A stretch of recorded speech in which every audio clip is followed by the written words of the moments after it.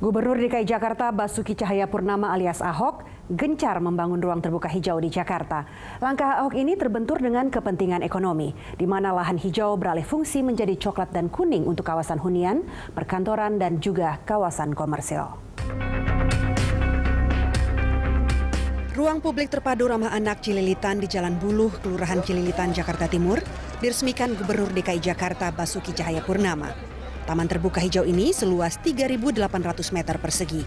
Berbagai fasilitas umum tersedia di taman ini, mulai dari taman amfiteater, ruang perpustakaan, hingga ruang konseling keluarga. Pemprov DKI Jakarta akan terus membuka ruang publik terpadu ramah anak di sejumlah kawasan di Jakarta. Gubernur DKI Jakarta Basuki Cahayapurnama menargetkan 54 ruang baru yang direalisasikan tahun ini.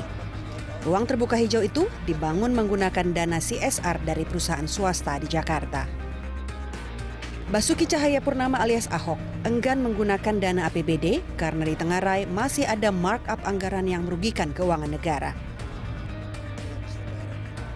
Yang udah clear sekarang 45 lokasi, dari 54 masih ada 9 yang belum, masih ada overlap. Ada taman yang sudah dianggarkan oleh Dinas Taman. Makanya saya suruh batalin. Kenapa? Misalnya contoh Dinas Taman nganggarin 12 lokasi saja, buat pagar aja bisa 10 M. Pagar doang, belum isinya nih. Nah kalau kita RPTRA bikin, itu cuma 400-500 juta. Susah sama bangunan. Ini lebih baik kita matikan, nggak usah pakai APBD. APBD ngaco juga, anggarannya mahal-mahal. Jadi pakai apa? Kita kasih kesempatan perusahaan untuk CSR, dia boleh cantumin.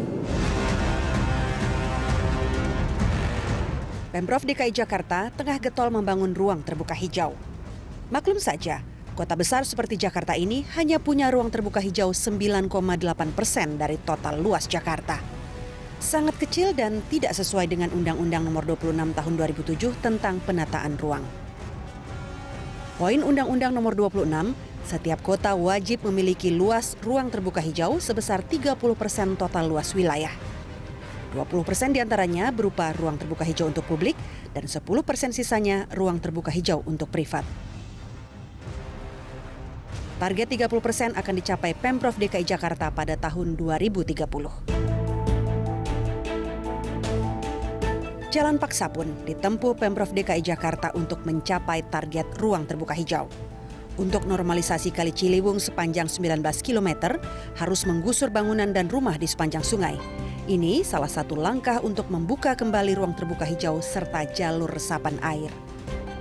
Proyek ini seharusnya selesai akhir 2016, tapi baru tergarap sekitar 48%. Mudah-mudahan dalam waktu yang tidak terlalu lama kita bisa selesaikan Kampung Pulau. Itu di satu rentang panjang 2 km dari Bukit Duri ke Kampung Melayu, itu kita melakukan normalisasi. Semua kita kendalikan. Di situ akan menjawab masalah yang selama ini bertahun-tahun. Itu banjir, itu akan bisa kita jawab. Tapi ada kondisi daerah yang baru hanya sebahagian. Di depannya ditutup, tapi alirannya masih datang dari belakang. Di belakangnya ditutup, aliran dari depan datang. Kenapa? Karena kita belum mendapatkan ruang lahan yang cukup akibat proses daripada masalah pembebasan lahan. Pengamat tata kota Nirwono juga pesimistis target 30% ruang terbuka hijau bisa dicapai tahun 2030. Kalau itu disyaratkan minimal 30%, maka RTH Jakarta minimal juga seluas 19.500 hektar. Nah, kalau ini dibagi sampai dengan 20 tahun tadi, maka per tahun harusnya Pemda DKI menyediakan lahan RTH sekitar 650 hektar. Dalam rentang waktu 15 tahun untuk menambah 1% saja sulit.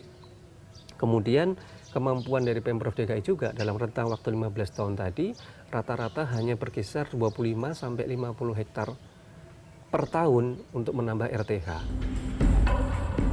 Menyusutnya ruang terbuka hijau Jakarta, antara lain lantaran pembangunan pusat perbelanjaan, hotel, apartemen, dan restoran di areal yang semestinya kawasan ruang terbuka hijau. Perubahan fungsi lahan diduga lantaran ada kong kali kong antara pihak terkait dan para pengembang. Kalau kita lihat kayak Kuningan tuh, Mega Kuningan depan Ambasador itu kan dulunya ruang terbuka hijau yang cukup bagus, ada situ juga di situ. Sekarang udah jadi mall, jadi Ritz-Carlton dan lain-lain. Seperti kawasan Kelapa Gading, di dalam RT RW dan RDTR yang terbaru, warna hijaunya sudah berubah, ya, menjadi warna coklat dan kuning, ya. Artinya kawasan itu sudah bisa dikembangkan atau dilegalkan menjadi kawasan, ada hunian, ada perkantoran, ada kawasan komersial. Perubahan-perubahan RTH tersebut dapat terjadi karena paling tidak ada 3 pihak, menurut saya yang terlibat, ya. Tentu terutama dari para pengembangnya sebagai pemilik atau pengembang kawasan tersebut. Kedua tentunya adalah dari pihak Pemprov DKI, terutama tentu kalau kita berkaca sebelumnya adalah di Dinas Tata Kota dan Dinas Penataan Bangunan sebagai pemberi IMB. Nah, tentu kalau sekarang kita bicara soal Dinas Penataan Kotanya. Dan yang ketiga yang tidak kalah penting tentu dari kalangan DPRD. Kenapa? RT RW dan RDTR yang sekarang ini itu kan menjadi perda karena kesepakatan atau disahkan bersama oleh Pemprov DKI dan DPRD DKI. Perhimpunan Hotel dan Restoran Indonesia menampik pihaknya menjadi biang keladi menyusutnya ruang terbuka hijau. Alasannya, para pengusaha selalu mengantongi izin setiap membangun restoran dan hotel. Itu pertama itu tuntutan ekonomi dan bisnis dan perumahan. Dan di pemerintah itu semakin banyak izin diberikan IMB itu ada kekuatan ekonomi yang masuk melalui apa yang disebut dengan pemasukan untuk daerah.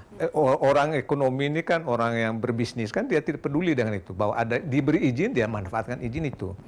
Di sini persoalannya begitu kita melihat post factum. Setelah terjadi baru orang mengatakan ini melanggar, itu melanggar. Tapi bangun sudah ada. Itu kesulitan. Sebetulnya kan kalau kita lihat secara evaluatif, persoalan yang paling serius kita hadapi adalah pemerintah daerah.